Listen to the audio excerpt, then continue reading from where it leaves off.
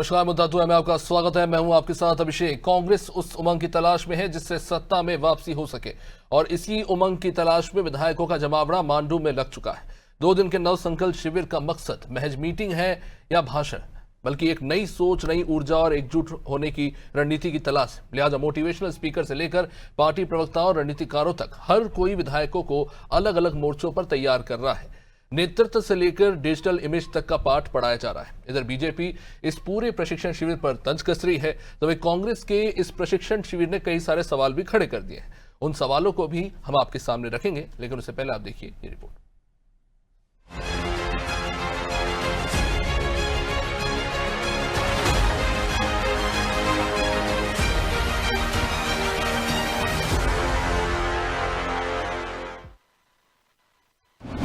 कांग्रेस को उमंग की तलाश, मांडू में ट्रेनिंग से मिलेगी नई आस। मांडू में कांग्रेस विधायक उमंग की तलाश में जुट गए हैं। ये वो उमंग है जिसके सहारे कांग्रेस सत्ता में वापसी की आस लगाएगी। दरअसल 2 दिन के नव संकल्प शिविर का आयोजन मांडू में कांग्रेस ने किया, जिसमें सभी विधायकों को वो ट्रेनिंग देगी। कांग्रेस को उम्मीद है कि ये ट्रेनिंग विधायकों के लिए बूस्टर डोज साबित होगी। लिहाजा इस शिविर में कांग्रेस विधायकों को प्रशिक्षण देने के लिए परदेशियों को बुलाया गया है। मोटिवेशनल स्पीकर सोनू शर्मा नेतृत्व, अनुशासन और संगठनात्मक एकता जैसे विषयों पर कांग्रेस विधायकों को पाठ पढ़ाएंगे। यानी जो काम कांग्रेस के बड़े बड़े नेता नहीं कर सके, अब वो मोटिवेशनल स्पीकर करेंगे। इधर पवन खेड़ा नैरेटिव बिल्डिंग के गुर सिखाएंगे, तो भगवान देव इसरानी विधायकों को विधानसभा में सत्ता पक्ष पर रणनीतिक प्रहार की रणनीति बताएंगे।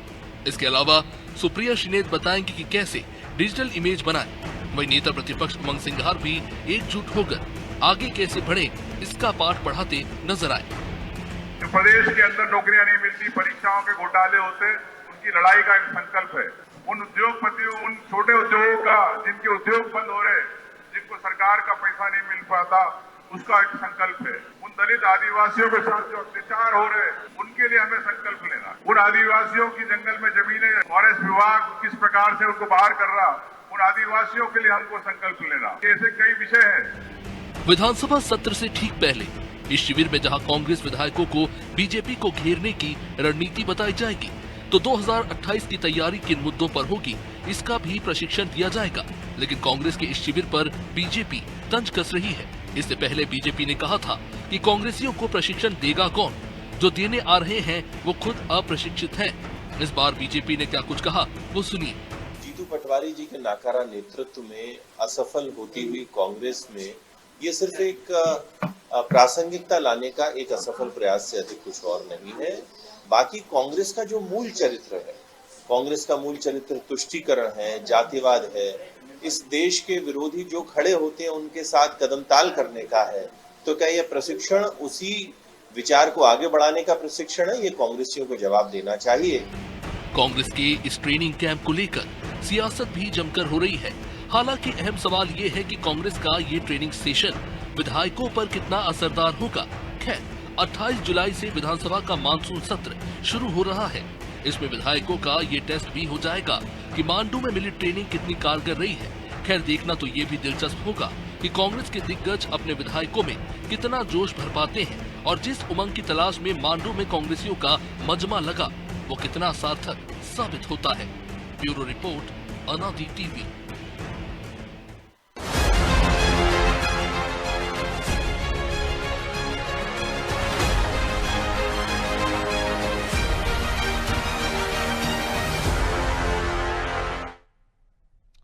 तो इस मुद्दे पर चर्चा शुरू करेंगे, लेकिन उससे पहले जो जरूरी सवाल है उस पर एक नजर डालते हैं। तो पहला सवाल यही है, क्या कांग्रेस का ये बूस्टर डोज असर करेगा? दूसरा सवाल, क्या ये ट्रेनिंग कांग्रेस के लिए 2028 की नींव रख पाएगी? तीसरा सवाल, क्या बीजेपी को ये शिविर महज दिखावटी नजर आ रहा है? तो ये तमाम सवाल हमारे सामने हैं कि आखिर इस प्रशिक्षण शिविर से कांग्रेस को क्या हासिल है और बीजेपी जो लगातार इस पर तंज कस रही है वो आखिर क्या साबित करने की कोशिश कर रही है। चलिए, हमारे साथ मेहमान जुट रहे हैं आज कांग्रेस से धर्मेंद्र शर्मा, बीजेपी से डॉक्टर वाणी आहलुवालिया और खिलावन चंद्राकर वरिष्ठ पत्रकार हमारे साथ जुड़ चुके हैं। आप सभी का बहुत बहुत स्वागत है। सीधे आना चाहूंगा धर्मेंद्र जी आपके पास। प्रशिक्षण शिविर बीजेपी इसे नाम दे रही है, नव संकल्प शिविर आप इसे नाम दे रहे हैं। मेरा सीधा सवाल सबसे पहले यही है, फर्क क्या है? क्योंकि उमंग सिंगार जी मंच से कह रहे हैं कि बीजेपी इसे प्रशिक्षण शिविर कहने की बात कर रही है, आप नव संकल्प लेकर चिंतन मंथन कर रहे हैं, कितना अंतर है? जी नमस्कार। आज कांग्रेस पार्टी माननीय खड़गे जी के नेतृत्व में, राहुल जी के नेतृत्व में, जीतू पटवारी जी के नेतृत्व में मध्य प्रदेश में एक नया अध्याय गढ़ने जा रही है। आप देखिए, हम लोग लगातार अपने संगठन को कैसे मजबूत करें, इसके लिए पहले हमने नव संगठन सृजन के माध्यम से 10 लाख लोगों की एक एक्टिव भूमिका को देखा और उसके परिणाम अभी आपको कुछ समय बाद देखने को मिलेंगे। उसके बाद जब यूथ कांग्रेस का हमारे अभी इलेक्शन चल रहे थे, 16 से 17 लाख नए युवाओं ने उसमें भागीदारी ली और कांग्रेस के साथ जुड़कर कांग्रेस की रीति नीति को समझने का काम किया। आज उमंग सिंगार जी हमारे नेता प्रतिपक्ष हैं, उनके नेतृत्व में समस्त विधायकों के साथ ये जो नए संकल्प लेने के लिए सारे विधायक इकट्ठे हैं, ये इस बात को दर्शाते हैं कि मध्य प्रदेश की जनता के मुद्दे, जिस प्रकार से मध्य प्रदेश की जनता को भारतीय जनता पार्टी की सरकार ने 22 सालों से छलने का काम किया है, भ्रष्टाचार के माध्यम से जगह जगह लूट घसोट के मामले जो सामने आ रहे हैं, एक एक मंत्री पर 1-1 हजार करोड़ रुपए रिश्वत लेने के आरोप लग रहे हैं। परिवहन विभाग के एक छोटे से सिपाही की गाड़ी में 52 किलो सोना, करोड़ों रुपए कैश मिल रहा है। ये मध्य प्रदेश के भ्रष्टाचार की पराकाष्ठा को दर्शाता है। और मध्य प्रदेश किस प्रकार से लगातार महिला अत्याचार में, आदिवासी, शोषित, वंचित, पीड़ित और पिछड़ों पर अत्याचार में पूरे देश में हमको बीजेपी की सरकार शर्मसार करने का काम कर रही है। ये सब मुद्दों को लेकर हम सदन में जाएं और भाजपा के प्रत्येक मंत्री के कारनामे को बिंदुवार तरीके से, जनता के मुद्दों को बिंदुवार तरीके से हम उठाएं और जनता के हित में। पर धर्मेंद्र जी, यही तो सवाल उठ रहा है कि क्या ये जो मुद्दे हैं, चाहे आपने 52 करोड़ के आरटीओ के घोटाले की बात करी, भ्रष्टाचार की बात करी, या अभी हाल ही हमने रेलवे ओवरब्रिज रोड डिजाइन की बात करी जिसमें 355 प्रोजेक्ट्स को रोकना पड़ा है, ये जो तमाम मुद्दे हैं, क्या विपक्ष के तौर पर कांग्रेस एक सकारात्मक भूमिका निभा पाई है इन मुद्दों को जनता तक पहुंचाने के लिए?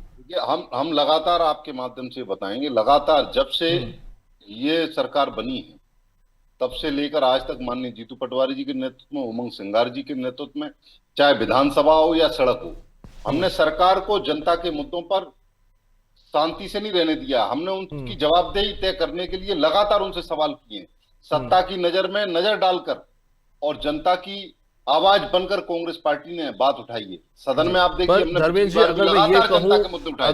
लेकिन सुनिए, एक मेरा एक विशेष निवेदन है आपसे। मैं बीजेपी के सम्मानीय प्रवक्ता बैठी हैं, उनके माध्यम से सवाल करूंगा भारतीय जनता पार्टी से। हमने पिछली बार विधानसभा अध्यक्ष से एक अपील की थी, नेता प्रतिपक्ष उमंग सिंगार जी ने, कि आप विधानसभा की कार्रवाई को ऑनलाइन कर दीजिए, जिससे मध्य प्रदेश की जनता जैसे अन्य प्रदेशों में विधानसभा की कार्रवाई का प्रसारण सीधा देखती है, वैसे देख सके कि मध्य प्रदेश की जनता की आवाज कौन मध्य प्रदेश में बना हुआ है, विधानसभा में बना हुआ है, कौन विधानसभा में जनता से जुड़े हुए सवालों पर जवाब ले रहा है और कौन उनकी ईमानदारी से जवाबदेही को तय कर रहा है। ये मध्य प्रदेश की जनता जाने कि उनके लिए हकीकत में काम कौन कर रहा है और कौन उनको केवल झूठे वादे देकर, आश्वासन देकर उनको छलने का काम कर रहा है। लेकिन अभी तक उसको लेकर ऑनलाइन सीधा प्रसारण किया जाएगा, नहीं किया जाएगा, अभी तक विधानसभा अध्यक्ष की तरफ से स्पष्ट नहीं किया गया। भारतीय जनता पार्टी की सरकार ने यह स्पष्ट नहीं किया। तो भारतीय जनता पार्टी को घेरने के लिए कांग्रेस पार्टी लगातार जनता की आवाज बनने के लिए तैयार है। और ये जो हमारे कार्यक्रम है, ये इसी की मानगी है कि हम आगे चलकर, आप देखेंगे मध्य प्रदेश में 2028 का जब चुनाव आएगा, उस समय तक कांग्रेस पार्टी आपको एक सशक्त, मजबूत विपक्ष के रूप में नजर आएगी और 2028 में कांग्रेस पार्टी की सरकार बनेगी। मैं आपके माध्यम से बता रहा हूँ। ठीक है वाणी जी, इस पे भी जवाब दे ही दीजिए कि विधानसभा की क्या कार्रवाई लायक होगी। लेकिन महत्वपूर्ण मुद्दा, आपकी पार्टी के नेता सीधे तौर पर इसे खारिज कर रहे हैं। विश्वास सारंग जी इसे सीधे तौर पर बीजेपी की नकल बता रहे हैं। भाई, ट्रेनिंग तो हर पार्टी में होती है, नाम अलग अलग भले ही रख दिया जाए, तो इसमें नकल की क्या बात है? सबसे पहले आपके श्रोताओं को मैं नमस्कार करूंगी और साथीगण जो इस वार्तालाप में आप सबको भी प्रणाम करती हूँ। देखिए, नकल तो है, क्योंकि जिस तर्ज पर भारतीय जनता पार्टी या हमारे कोई भी अन्य अनुषंगिक संगठनों में जो एक ट्रेनिंग आप बोल लें, एक रिकैप बोल लें, एक अध्ययन का मार्ग होता है वो बोल लें, वो होता है, उसके प्रयास में कांग्रेस आगे काम करने की सोच रही है। पर मेरे को ये बताइए, उमंग जी ने जीत का जो ये पहाड़ा सिखाने की कोशिश की है वो तो बिल्कुल ना असफल रहे हैं, क्योंकि खुद इनमें इतना अविश्वास है कि इनको विश्वास दिलाने के लिए, अपनी कार्यप्रणाली में इम्प्रोवाइज करने के लिए लोगों को इंपोर्ट करना पड़ता है, लोगों को हायर करना पड़ता है। तो इनकी मूल विचारधारा क्या है? कुछ नहीं है। ये दूसरों पर निर्धारित है, तो किस पर निर्धारित है? पहली चीज। दूसरी चीज, आप ये न्याय की बात कर रहे हैं। जनता तो बार बार ये पूछती है, किसानों का वो गोलीकांड, भोपाल गैस ट्रेजेडी जो इनके शासनकाल में हुई थी, इन्होंने क्यों न्याय नहीं किया? ये इतनी बड़ी असफलता है, इनके माथे का कलंक है ये। क्योंकि तब इन्होंने अगर मुझे लगता है मदद नहीं की होती गुनहगारों को, तो शायद somebody would have been brought to the book। और ये बड़ी बड़ी बातें करते हैं। देखिए, ये क्या क्लास जो लगा रहे हैं अनैतिकता की, झूठ परोसने की, और Sonia Gandhi school of economics का पहाड़ा सिखाने के लिए है, हड़पने की राजनीति के लिए है। कांग्रेस अपने सबसे निचले स्तर पर पहुंच चुकी है। वाणी जी, आपने जो सवाल किया, विचारधारा हम बहुत अच्छे से समझ चुके हैं। तुष्टीकरण का आधार लेते हैं। दक्षिण भारत में आप देख लीजिए, जीवंत उदाहरण है। ओबीसी आरक्षण इन्होंने 4% कहाँ किया है? ये कहीं चुप्पी साधते हैं जहां इन्हें पता है कि इन्हें नहीं, अगर वो आरक्षण असंवैधानिक होगा तो कोर्ट से खैर खारिज कर देगा। लेकिन मैं उस पर आता हूँ जो आपने एक बात कही कि ये बाहर से लोगों को बुलाना पड़ रहा है, कांग्रेस सबसे निचले स्तर पर है। आप मुझे बताइए कि जो चुनाव के लिए स्ट्रेटेजिस्ट बुलाए जाते हैं वो भी तो बाहर से बुलाए जाते हैं। बहुत फेमस नेम है जिनको मैं भी कोट कर सकता हूं। इस बार आपकी पार्टी के चुनाव के लिए उन्होंने रणनीति बनाई थी। हर राजनीतिक दल ये करता है, मुझे तो लगता है कमाल की बात। अभी तो कोई चुनाव की रणनीति नहीं है, ये तो अपना मंथन सुधार रहे हैं। ये अपने विधायकों को और सांसदों को, जितने बचे कुचे हैं, उनको कुछ व्यवहार सिखा रहे हैं, व्यवहार कुशल बना रहे हैं। तो उसके लिए इनको जो बड़े हमारे मोटिवेशनल स्पीकर्स हैं और उनको बुलाना पड़ रहा है। क्या इन्हें इतनी मोटिवेशन खुद नहीं है इस भारत माता के लिए कि उसको जागरूक करने के लिए इन्हें और भी लोगों को किराए पे बुलाना पड़ता है? इसमें मैं जवाब धर्मेंद्र जी से लूंगा। धर्मेंद्र जी, आपके पार्टी में तो ऐसे बड़े बड़े नेता हैं, बहुत वरिष्ठ पॉलिटिशियंस हैं, तो सोनू जी को क्यों बुलाया जा रहा है? उनका सवाल ये है।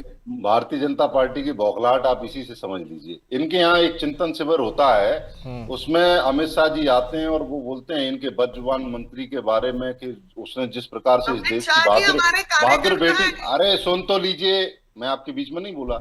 हमारे देश की बहादुर बेटी कर्नल सोफिया को इनका एक मंत्री आतंकवादियों की बहन कहता है, और उस बदजुबान मंत्री का आज तक बीजेपी इस्तीफा नहीं ले पाई। क्या ये संस्कार उस प्रशिक्षण में भारतीय जनता पार्टी की नेता सिखाने आए थे विधायकों को? क्या आप मुझे बताइए? न्यायालय का अरे सर्वोच्च न्यायालय क्या पार्टी की नैतिकता मर गई है क्या? चलिए क्या आपके मूल मुद्दे पे आते हैं।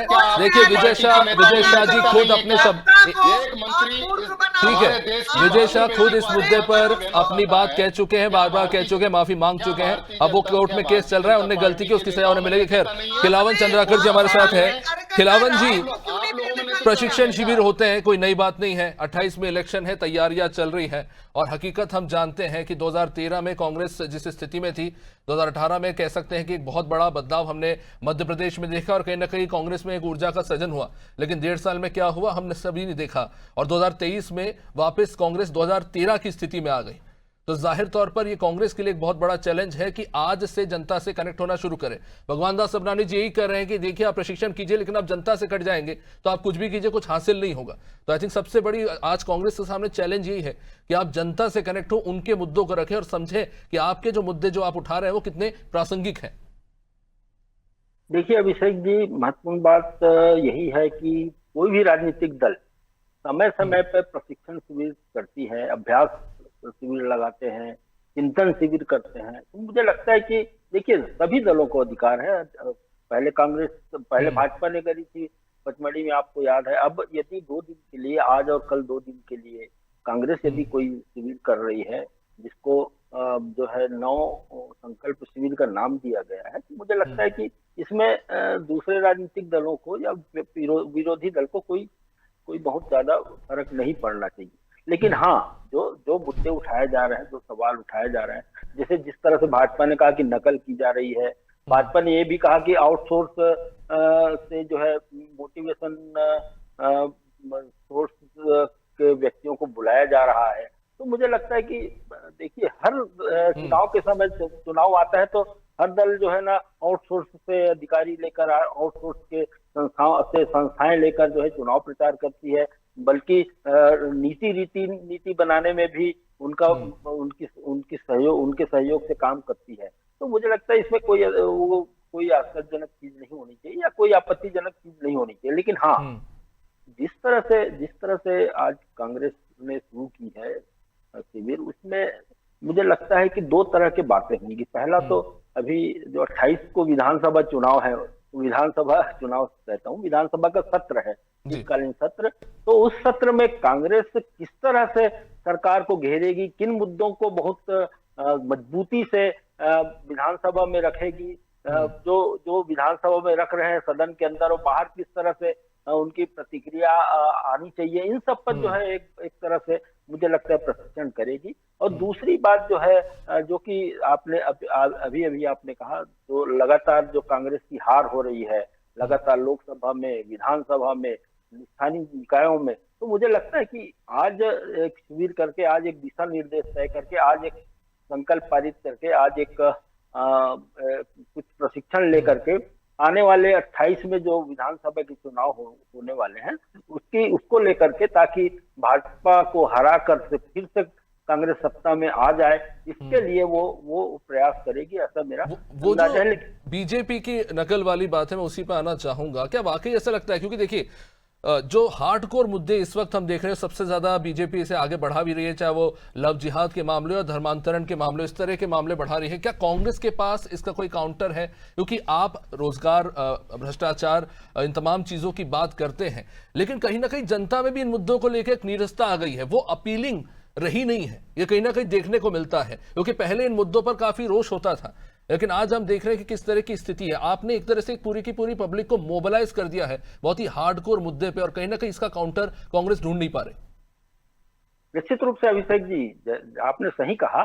मुझे लगता है जिस तरह से नैरेटिव सेट करती है भाजपा, और उस नैरेटिव को सेट करके, चाहे वो पार्टी के कांग्रेस के खिलाफ हो, कांग्रेस के नेताओं के खिलाफ हो, और उसे आम जनता तक जिस तरह से ले जाती है, तो मुझे देखिए, आपने देखा होगा आज से 4 साल 5 साल पहले जो राहुल गांधी को पप्पू कहने की जो शुरुआत की गई थी, आज वो पप्पू वाला उनकी छवि समाप्त हो गई है। उसी को जो है अब जो है भाजपा इस तरह की बात, या भाजपा के नेता इस तरह की बात नहीं कर रहे हैं। इसी तरह के बहुत सारे नैरेटिव है जिसको सेट करती है और जनता तक जाती है, जनता में उसको पूरी तरह से छा जाती है वो बात। लेकिन कांग्रेस के नेता उस पर काउंटर नहीं कर पाते। उसका मुख्य कारण यही है कि कांग्रेस अभी भी सोशल मीडिया, इंटरनेट मीडिया को लेकर के जितना काम करना चाहिए, उनको जितना सक्रिय होना चाहिए कांग्रेस के नेताओं को, प्रवक्ताओं को, कार्यकर्ताओं को, उतना सक्रिय नहीं है जितना भाजपा के कार्यकर्ता सक्रिय है, उतने टेक सेवी नहीं है जी। इसी पे आना चाहूंगा मैं धर्मेंद्र जी से जल्दी से। जी, आप कुछ बोलना चाहिए, बोलिए जी। मैं यही कहना चाह रहा था कि भाजपा के पास बहुत ज्यादा संसाधन भी है। कांग्रेस के पास हालांकि संसाधन, जो सत्ता में रहते उसके पास हरदम संसाधन की ज्यादा से ज्यादा भरपूर होती है, जो विपक्ष में रहते उनके पास संसाधन की कमी रहती है। लेकिन मुझे लगता है कि इन सब बातों के लिए संसाधन की जरूरत नहीं है, कार्यकर्ताओं की सक्रियता की जरूरत है। यदि कांग्रेस के कार्यकर्ता किसी मुद्दे को उठाते हैं जो सीधे सरकार को प्रभावित करने वाले मुद्दे हैं, सरकार को कटघरे में खड़े करने वाले मुद्दे हैं, उसको सिर्फ सदन ही जरूरी नहीं है, बाहर भी इस तरह के मुद्दे को उठा के जनता के समक्ष लाया जा सकता है और भाजपा के खिलाफ एक वातावरण निर्माण किया जा सकता है। अपने स्ट्रेटेजी पे ही बात करूंगा। धर्मेंद्र जी, वाणी जी, मैं आपके पास आऊंगा, आप कुछ कहना चाह रहे थे। धर्मेंद्र जी, इसी बात चाहूंगा, अशोकनगर में जो घटना हुई, एक शख्स शिकायत करने पहुंचता है कि उसे मल खिलाया गया, जीतू पटवारी जी उनकी शिकायत सुन रहे थे, फिर उल्टा उनके ही ऊपर एफआईआर दर्ज हुई, फिर आप लोगों ने एक बहुत ही बृहद स्तर पर वहां प्रदर्शन किया। मेरा सवाल यह है कि इतने ही बृहद स्तर पर, इतने ही बड़े स्तर पर एआरटीओ के मामले में या फिर आरओबी के जो डिजाइन के फॉल्ट से इनके मामले में, शेड्यूल में जो पुलिया गिर गई उसके मामले में क्यों इन पे क्यों नहीं किया गया, ये एग्रेशन क्यों नहीं दिखा? क्योंकि मैसेज ये गया कि जब आपके नेता के ऊपर बात आई तो आपका एक एक नेता सड़क पर उतर गया, लेकिन जब ये मुद्दे थे तो वो एग्रेशन नहीं था। मैं राम खिलावन जी की बात से सहमत हूं, और हम सोशल मीडिया को लेकर और जमीन पर संगठन सृजन की जो हम बात कर रहे हैं, अब हम पंचायत समिति तक बनाने जा रहे हैं। आप देखिए, जब हमारा नया संगठन सृजन जब खड़ा होगा तो हमारी एक एक पंचायत में समिति होगी। हम सोशल मीडिया के माध्यम से, जिस प्रकार से आपने अभी देखा होगा, मध्य प्रदेश में कोई भी शहर ऐसा नहीं था जहां इनकी सड़कों में गड्ढे ना हो।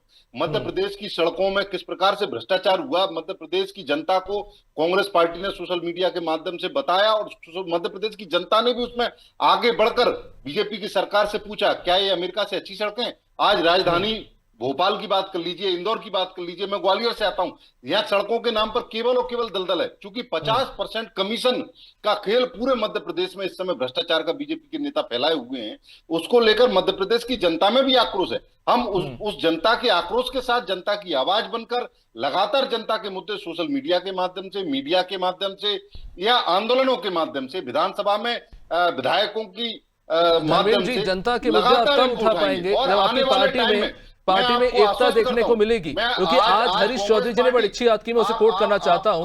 उन्होंने कहा कि पार्टी में मैं नहीं हम होना चाहिए, उन्होंने बड़ी अच्छी बात कही। आप आश्चर्यचकित रहेंगे, अब कांग्रेस पार्टी में एकता है। आज ग्वालियर में, राजधानी भोपाल का मैं आपको एक दृश्य याद दिलाना चाहूंगा जहां पर आरिफ मसूद जी के समर्थक और साथी जाली जी के प्रतिनिधि मारपीट कर रहे थे। सर अरे सुन तो लीजिए, नरेंद्र सिंह तोमर जी कह रहे हैं सिंधिया जी के बारे में, मैं मत करो, तू मत करो। उधर सिंधिया जी के लोग कह रहे हैं कि हम सदैव विकास करते हैं। एक दूसरे को छीटाकसी करने का काम ग्वालियर चंबल में 2 गुट काम कर रहे हैं, नरेंद्र सिंह तोमर जी का और सिंधिया जी का। पूरे मध्य प्रदेश में बीजेपी में इस समय 5 से 6 गुट सक्रिय रूप से काम कर रहे हैं। एक मोहन यादव जी का, एक शिवराज सिंह जी का, एक कैलाश विजयवर्गीय जी का। तो इस समय अनेकों गुटों में बटी हुई भाजपा अपने गुटबाजी के दीमक से लड़ रही है भारतीय जनता पार्टी से। ये तो बड़ी अच्छी बात है फिर कांग्रेस के लिए, पर हम एकजुट हैं। अब हमारे कोई गुटबाजी नहीं है। ये भारतीय जनता तो फिर मेरा वही सवाल है जो हरीश चौधरी जी ने आज कहा, आप देश की सबसे पुरानी पार्टी है, हरीश चौधरी जी को ये कहना पड़ रहा है कि मैं नहीं हम। खैर, मैं इस पर आऊंगा, काफी देर से वाणी जी इंतजार कर रही है। वाणी जी, अब हम होकर लड़ेंगे, अब हम एक होकर लड़ेंगे। भारतीय जनता पार्टी से कांग्रेस पार्टी का एक कार्यकर्ता एकजुट होकर लड़ेंगे। ठीक है, आपने बात कर ली जी। वाणी जी बोलिए। देखिए, सबसे पुराना राजनीतिक दल अब भी विकल्प ढूंढ रहा है, अब भी वो प्रेरणा के तलाश में है कि माटी की सेवा कैसे करना, उसके लिए बाहर से बुलाऊं प्रेरणा सिखाने के लिए। पर मुझे ये जवाब दीजिए, जब इनके पास ये सोशल मीडिया की बात कर रहे थे, पूरे विश्व में कुछ ऐसे लोग और संगठनों ने विष फैलाने की कोशिश की इनके प्लेटफॉर्म से, दुष्प्रचार करने की कोशिश की इनके प्लेटफॉर्म से। क्यों देश विरोध में ये हमेशा सर्वोपरि होता है? देश विरोधी आप हो। मैं बीच में नहीं बोली हूँ धर्मेंद्र जी, मैं बीच में नहीं बोली हूँ। मर्यादा रखिए, महिलाओं के सामने मर्यादा रखिए। आप बीच में क्यों बोली थी जब मैं बोल रहा था? मैंने आपको टोका नहीं है, शांत रहिए, कलेजा रखिए। अरे आप एक देश की बहादुर बेटी को आतंकवादियों की बहन कह देते हैं। आपका एक मंत्री हमारे देश की बहादुर बेटी को आतंकवादियों की बहन कह देता है। क्या ये भाजपा की देशभक्ति है क्या? ठीक है, सवाल बहुत सारे हैं, लेकिन समय बहुत सीमित है। मैं माफी चाहता हूं, आपको बीच में रोक रहा हूं। बहुत बहुत शुक्रिया आप सभी का इस चर्चा में जुड़ने के लिए। देखिए, बहुत सारे सवाल हैं। राजनीतिक दलों में प्रशिक्षण शिविर होता है और होना भी जरूरी होता है, क्योंकि तत्कालीन समय के साथ आपको जुड़ना है, नई नई स्ट्रैटेजीज आपको बनानी है, अपने विरोधी दलों के खिलाफ भी जो है आपको काउंटर स्ट्रैटेजी खड़ी करनी है। पर सवाल यही है कि किसकी स्ट्रैटेजी सफल होती है, किसके पास सबसे अच्छे ह्यूमन रिसोर्स है, कौन सबसे अच्छे जनता से जुड़े मुद्दों को सामने रख पाता है और कौन जमीनी स्तर पर काम कर पाता है। बात सिर्फ ये नहीं कि आप सरकार में हैं या विपक्ष में हैं, आप एक जन नेता हैं, आप जनप्रतिनिधि, और जब तक आप जमीन पर रहेंगे, जनता आपको देखते रहेंगे, आप उनके साथ रहेंगे, तो वो आपके साथ रहेंगे। देखते रहिए अनाज टीवी। नमस्कार।